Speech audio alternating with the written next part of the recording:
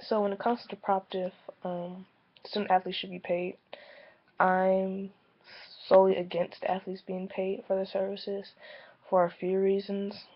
For one, um, as stated, under the common law definition, an employee is a person who performs services for another under a contract of hire, subject to the other's control or right of control and in return for payment.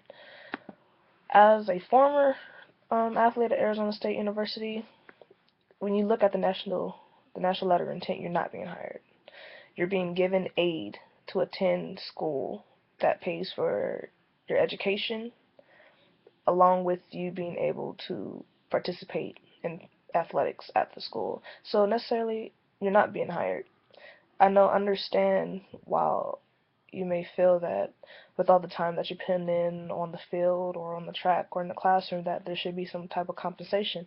But from my own experience, I kind of felt as though I was being paid because I was getting $1,500 living expenses to pay for my rent and food, and I was set. I know one of the biggest issues from watching, I can't think of the video name, but I was watching a documentary one time about student athletes being paid. And the biggest issue was them going to bed hungry, not having enough food to eat.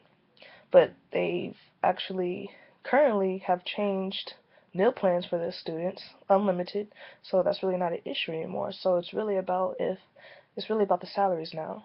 And I think if student athletes were to be paid, I think the issue would be, well, do all athletes get paid the same amount of money? What about if this person's skill level is better than this person? Do they get paid higher than, for say, the person with less skills and abilities? It's stuff like that that you really have to take into consideration that can be a big problem. But at the same time, you're a student athlete, student first. The school's already paying for your education, and even if you're not on full ride, you have room to go get a job. The school allows you to work outside of the university if you want extra money in your pocket. So along with financial aid, work study. And if you don't not able to get financial aid, as I said before, you're able to work outside of outside of the field. So that shouldn't really be a problem.